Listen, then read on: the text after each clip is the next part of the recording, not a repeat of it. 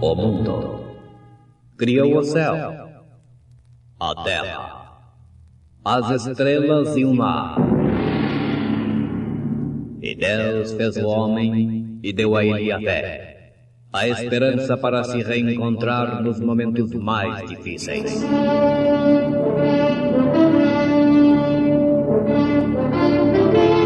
E num esforço supremo para levar Deus até você, aqui está o pregador da fé. Pastor Joaquim Gonçalves nos traz fé para vencer.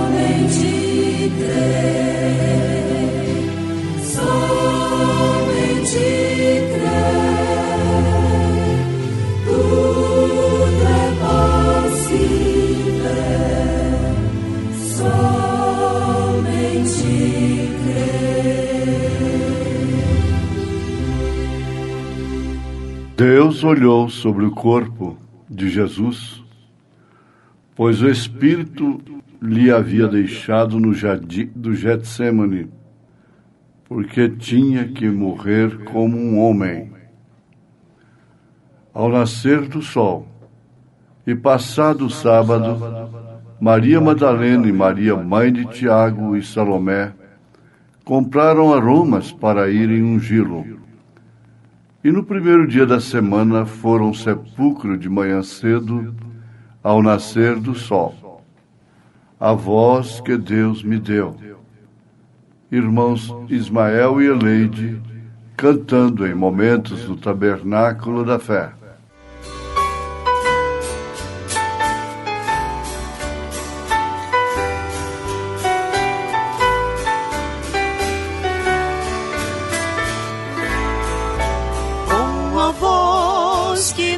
Me deu, eu canto glória, com a voz que Deus me deu, canto aleluia, com a voz que Deus me deu, faço a minha oração, com a voz que Deus me deu, abro meu coração, com a voz que Deus me deu, nunca deixo de cantar, pois com ela meu louvor chega ao céu, com a voz que Deus me deu, nunca deixo de cantar, pois com ela meu louvor chega ao céu.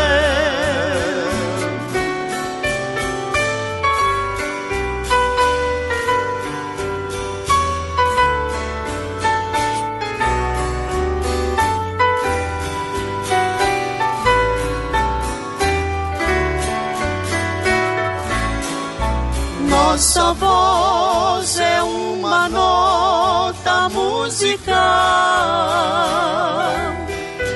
que entoa santos hinos num coral. Reunidos nossa voz lá no céu cantarão, com a voz que Deus nos deu na eterna Sião,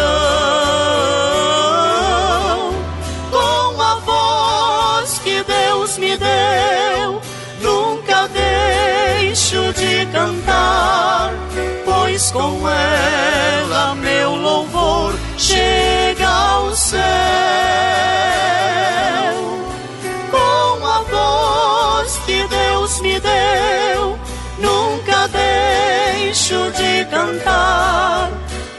pois com ela meu louvor chega ao céu. Com a voz que Deus me deu, nunca deixo de cantar, pois com ela meu louvor chega ao céu. Com a voz que Deus me deu, nunca deixo de cantar, pois com ela meu louvor chega ao céu.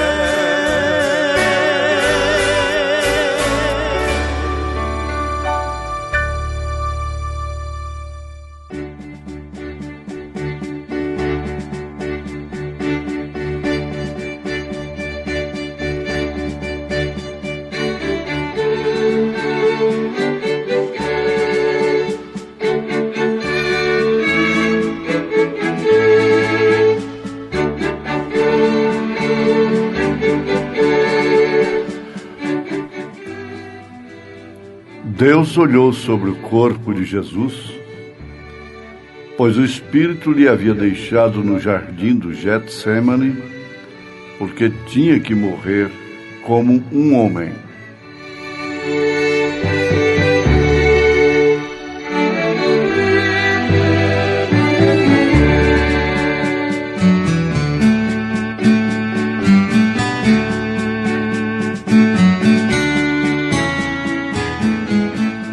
Ouvintes, na mensagem ao nascer do sol,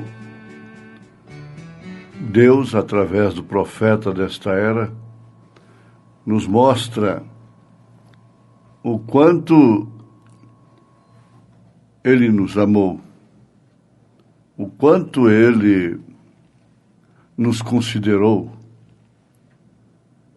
o quanto Ele deu valor em nós.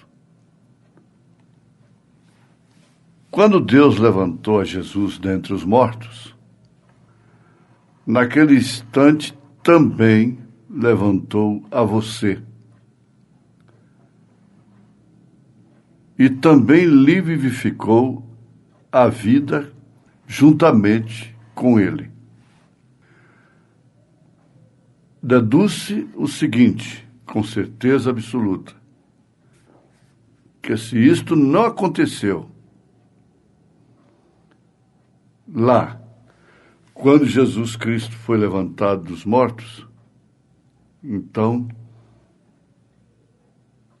a pessoa está fora do quadro. Isso nunca vai acontecer. Isto por quê?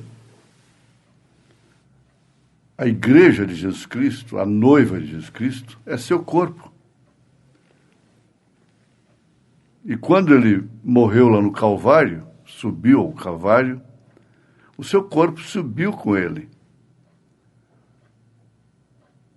E quando ele ressuscitou dentre os mortos, o seu corpo ressuscitou com ele. É agora mesmo, então, vivificado a vida. E por mais que fiquemos rebeldes, arredio, isso não invalida a nossa predestinação, a nossa eleição, o nosso ser com Ele, nele, com Ele e nele. Ainda que fosse apenas um atributo em seus pensamentos, mas Deus havia visto você nele no princípio e no fim. Deus não foi apanhado de surpresa quando você abriu seu coração e creu na sua palavra. Deus olhou sobre o corpo de Jesus, pois o Espírito lhe havia deixado no jardim do Getsêmani, porque tinha que morrer como homem. Por quê? Então você nota uma coisa, que quando Jesus exclamou lá na cruz, Eloi, Eloi, lama sabachthani, que quer dizer, Deus meu, por que me desamparaste? Não foi naquela hora, naquele momento, que ele foi desamparado, que o Espírito saiu dele. Foi lá no Getsêmani, quando ele suou sangue. Ele não tinha que fazer aquilo, afirma o profeta. Ele não tinha que passar por isso. Esse foi Deus. Deus ungiu essa carne, a qual foi carne humana. Ele gerou um corpo com carne humana. Se Jesus tivesse subido ao Calvário como Deus, então ele nunca haveria sofrido essa classe de morte, porquanto é impossível matar Deus. Ele tinha que ser desamparado. Ficará carne. Deus em carne. Mistério da piedade. É aquele que se manifestou em carne. Isso é tremendo. Você deveria parar e pensar e meditar nisso. Não há mensagem maior do que esta. Ele não teve que fazer isso. Porém, ele foi ali. O profeta afirma assim: ele foi ali com você dentro dele. E como é que nós vamos ficar cobrando considerações de terceiros, entendimento de mulheres, de homens, de amigos, e nos dando como sofredores? Ora, ele foi ali no Calvário, com você dentro dele. Que expressão tremenda. É porque Deus não havia separado a noiva do noivo ainda. Não estava separado. Quando Deus olhou sobre o corpo de Cristo, então ele viu o masculino e o feminino. Se você ler Gênesis, você vai encontrar esse quadro em Adão. Eva estava em Adão. O feminino estava em Adão. E Deus o adormeceu e tirou dele o feminino. Portanto, homem deve ser homem e mulher deve ser mulher. Deus não havia separado a noiva do noivo ainda. Quando Deus olhou sobre o corpo de Cristo, ele viu o masculino e o feminino. Isso está sendo repetido para que fique bem gravado. Tudo foi redimido num só corpo. São um só. É assim que ele fala sobre o marido e a mulher, o esposo e a esposa. São o mesmo, a mesma palavra. A mesma palavra que fala do noivo, também fala da noiva. Deus não mandou Jesus Cristo para ser um polo à parte do homem, à parte da sua criação máxima, à parte de seus filhos. Então lá está Deus e aqui está o homem. Deus sendo Deus, o homem sendo homem, portanto, sempre, como Paulo disse, miserável homem que sou. Mas veja, quando ele salta para o capítulo 8 da Carta aos Romanos, como pode vir a noiva e não manifestar, e que não for igual à noiva? Mas quando ele fez tudo, provando depois, quando ressuscitou dentre os mortos, então não tem a noiva que fazer o mesmo? Essa linguagem, é claro que é para quem entende as coisas do Espírito. Não é essa religião, sou religioso, sou evangélico. É uma linguagem espiritual, é uma linguagem apostólica.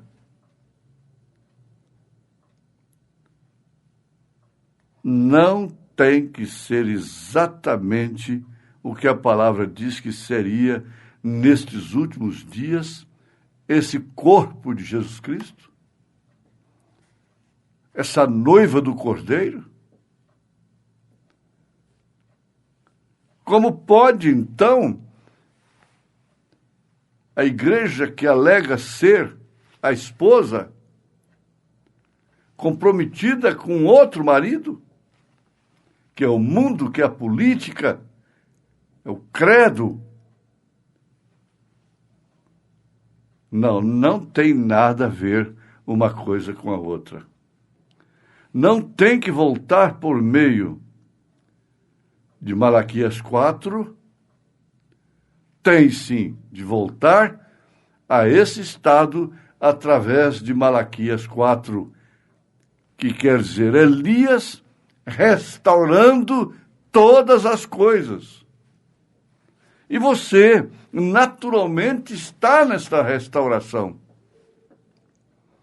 O mundo religioso não pode ver isto, afirmamos novamente. Não tem que ser manifestada esta noiva, não tem que ser manifestada como foi nos dias de Sodoma? A mesma coisa. Ela se manifestou em Abraão e Sara. Não foi em Ló e sua família. Foi Abraão e Sara. Ali estava a manifestação da noiva nos dias de Sodoma. E onde está a manifestação da noiva no dia de hoje? Abraão não estava comprometido com nada, absolutamente nada, de Sodoma. O crente natural, o Ló, estava comprometido. Estava fazendo um serviço para Deus. Estava gemendo por causa de Sodomita. Mas Abraão não estava gemendo por causa de Sodomita.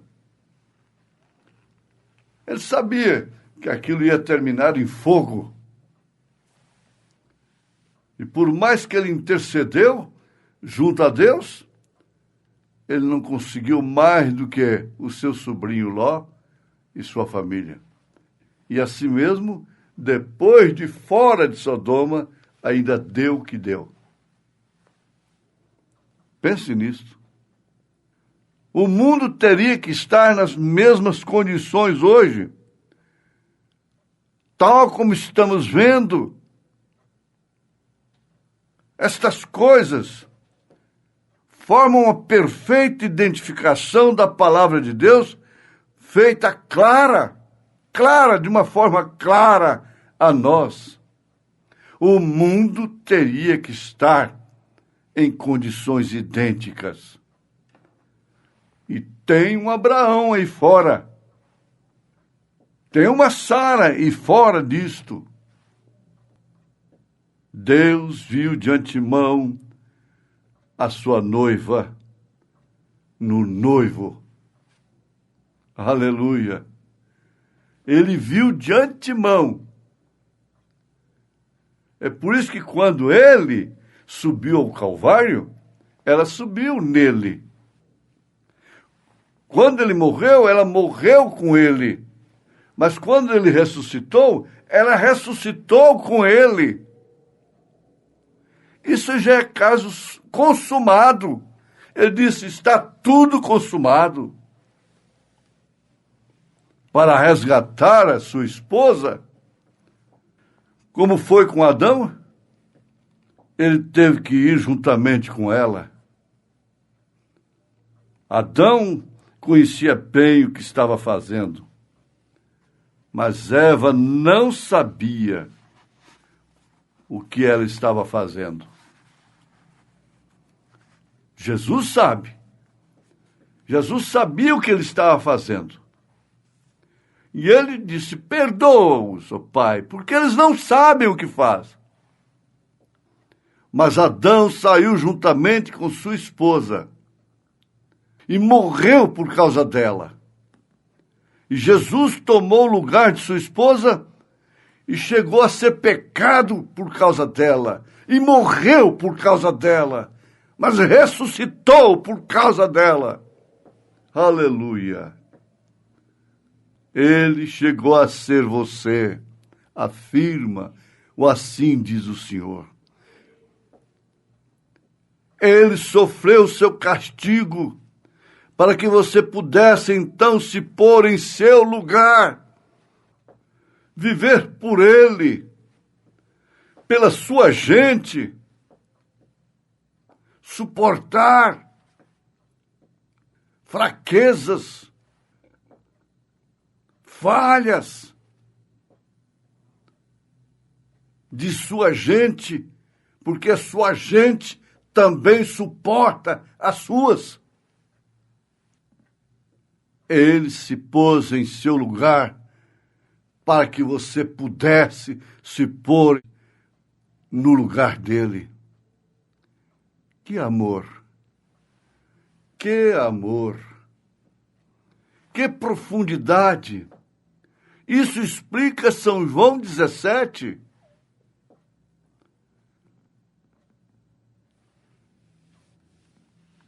Agora, você teria direito de amar alguém mais do que a Jesus Cristo? Se alguém lhe dá alguma coisa de bom, se alguém lhe presta considerações, se alguém lhe suporta, se alguém lhe entende, você passa a amar aquela pessoa.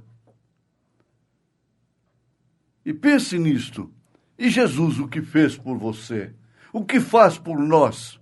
O que tem feito? O que está fazendo? Em nome de Jesus Cristo, pense nisto. Ninguém em toda a eternidade fez mais por você do que o Senhor Jesus Cristo. Em nome de Jesus Cristo, isto te abençoou. Amém.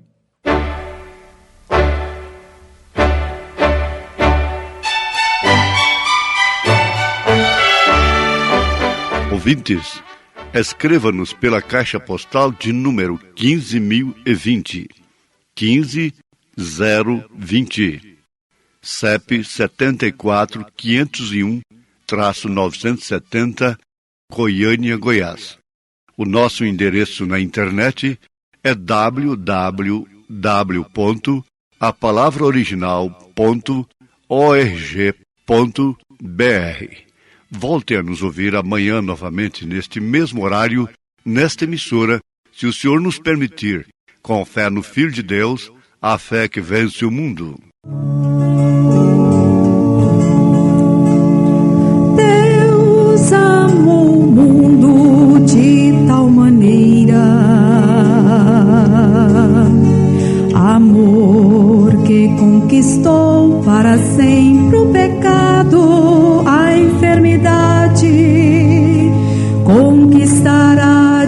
divergências na igreja e tudo que for diferente dele, o amor divino, puro, santo e verdadeiro,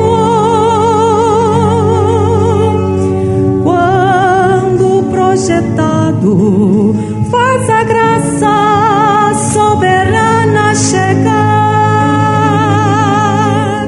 O amor divino, puro, santo e verdadeiro, quando projetado, faz a graça soberana chegar e tomar seu lugar em tua vida. Deixe Deus envolvê-lo nesse amor divino, e assim terás paz no vale. Deixe esse amor soberano projetar em você, amor que conquista as feras, tudo, tudo.